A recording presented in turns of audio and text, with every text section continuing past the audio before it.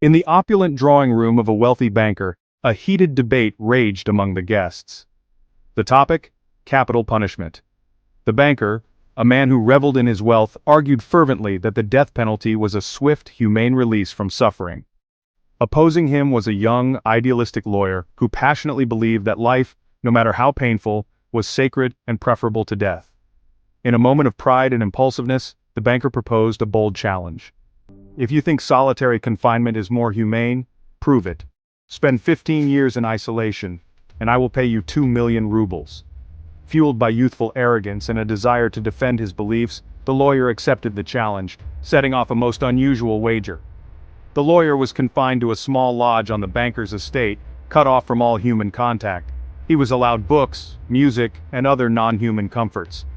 His 15 years unfolded in distinct phases. The first years were unbearable. The lawyer grappled with loneliness, boredom, and emotional turmoil. He clung to music and light novels, desperate for distractions from his crushing solitude. Over time, his mind awakened. He began reading voraciously. Philosophy, history, religion, literature. He learned languages, played the piano, studied theology, and read the Gospels. His intellect expanded, but more importantly, so did his soul. He evolved from a fiery young man into a seeker of truth, finding nourishment in ideas rather than worldly pleasures. Near the end of the 15 years, the lawyer became almost otherworldly. His interests shifted toward the spiritual. He rejected wine, music, and even books for long stretches, spending hours in silent contemplation. He came to view the outside world as shallow, obsessed with money, vanity, and power. He was no longer the same man who had entered the lodge. Meanwhile, the banker's life took a different turn. His once vast fortune dwindled due to reckless investments and extravagant living.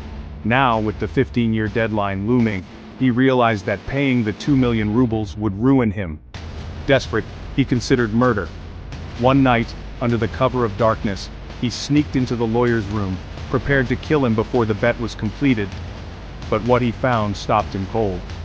The lawyer was asleep, looking older and thinner but peaceful. On the desk was a handwritten letter.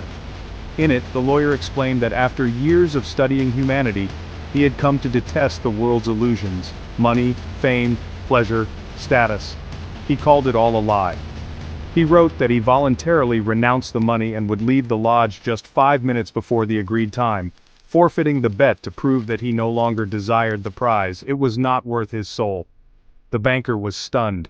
His greed, fear, and moral decay were laid bare next to the lawyer's quiet transcendence. He left the room quietly, humbled and ashamed.